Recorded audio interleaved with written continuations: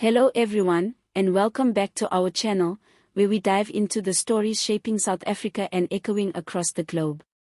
Today, we are unpacking a headline that sparked international shockwaves, the moment Belgium's national parliament played a video of EFF leader Julius Malema chanting "Kill the Boer" during an official session on racism and colonial legacy. Depending on who you ask, this act was either a bold declaration of global solidarity or a dangerously misguided move. But one thing is clear: South Africa's unresolved struggles with race, land, and historical injustice are no longer confined to local politics. They're now part of global conversations, challenging the boundaries between activism, symbolism, and diplomacy. Let's take it back to the roots. "Kill the Boer" is not a new chant. It traces back to South Africa's apartheid era, when it was used as a rallying cry of resistance against a violently racist regime. The word Boer, meaning farmer in Afrikaans, came to represent the oppressive white minority, especially Afrikaners who owned much of the land and upheld apartheid's machinery. To many freedom fighters, this chant wasn't a literal call to violence. It was a symbolic rejection of white domination, a raw and provocative expression of pain, injustice, and the desire for liberation. But times have changed. South Africa is now a democracy, albeit one still deeply wounded by its past. And this chant, once rooted in defiance, is now seen by some as inciting racial hatred, especially against white farmers who face real security threats in rural areas. This brings us to the heart of the storm: Belgium's decision to showcase this chant in its national legislature. During a session addressing global racism and Europe's colonial past, a Belgian MP played a clip of Malema leading the chant at an EFF rally. The goal, ostensibly, was to highlight the global struggle against racism, and perhaps to shine a light on how colonial violence has left enduring scars, particularly in Africa. But the reaction was immediate and intense. Outrage, applause, confusion, everyone had an opinion. International media jumped on the story. Social platforms lit up. And in South Africa, the debate reignited: was this solidarity, or was it recklessness? Because what might be interpreted as symbolic justice in Brussels can feel very different to someone in Bloemfontein fearing for their family's safety. Let's be real, this moment had consequences. It elevated the EFF's rhetoric to a global stage.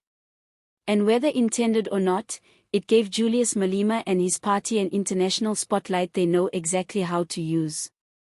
Because if there's one thing the EFF excels at, it's turning controversy into currency. From red overalls in parliament to provocative protest songs, the party thrives on political theatre. For the EFF, outrage isn't a side effect, it's the engine. And in this case, the Belgian Parliament unwittingly added fuel to that fire. Malema doesn't see himself as just a South African leader. He's cast himself as a voice of Pan-Africanism, anti-imperialism, and revolutionary politics. His speeches trend globally. His messages resonate with activists far beyond South Africa's borders. And now, his most divisive chant has echoed through the chambers of European power. But let's pause here and talk about Belgium's own troubled past. The country's colonial footprint in the Congo is infamous. Millions of Congolese people died under King Leopold II's brutal reign. In recent years, Belgium has begun to confront this dark legacy, with debates about removing statues, issuing formal apologies, and integrating colonial history into school curriculums. So when the Belgian parliament played that video, it was also about their own reckoning. But did they understand what they were invoking? Did they grasp the complex, painful legacy behind the chant? Or were they simply using a South African slogan to score political points in a European debate? Because here's the danger: context matters. What may be symbolic to one audience can be threatening to another. In South Africa, issues around land, rural crime, and reconciliation remain raw.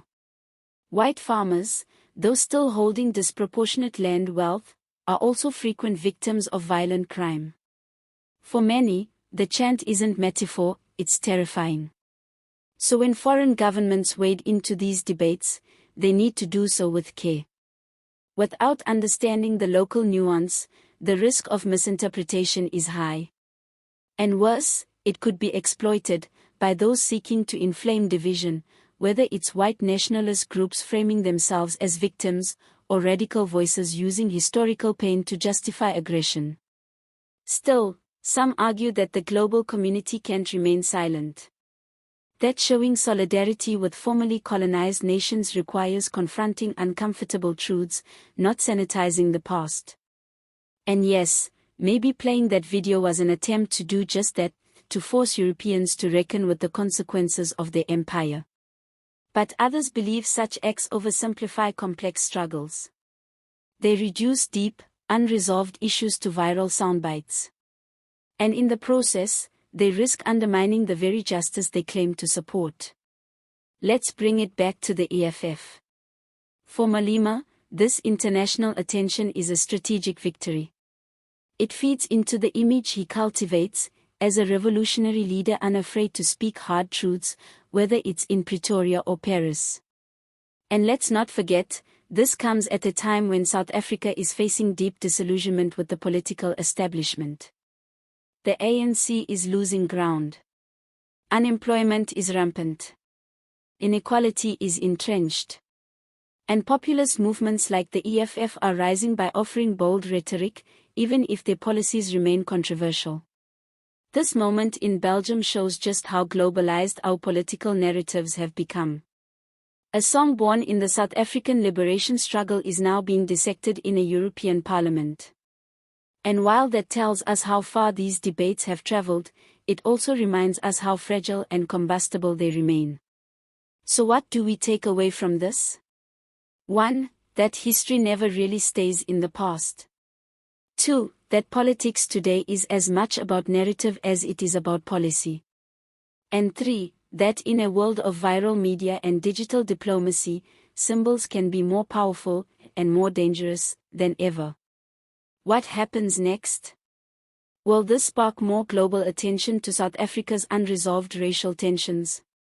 Will it force the ANC to respond more clearly on land reform and justice? Or will it simply pass, like so many other viral moments? Whatever the outcome, one thing is certain, Julius Malema and the EFF will continue to use every stage they can find, digital, national, and international, to push their message. Whether you agree or not, their influence is growing. And now, it's not just a South African issue, it's a global one. So what do you think? Was the Belgian Parliament right to play the video? Was this a bold act of solidarity or a dangerous misstep? And how should international communities engage with South Africa's complex history without oversimplifying it? Let us know your thoughts in the comments. Don't forget to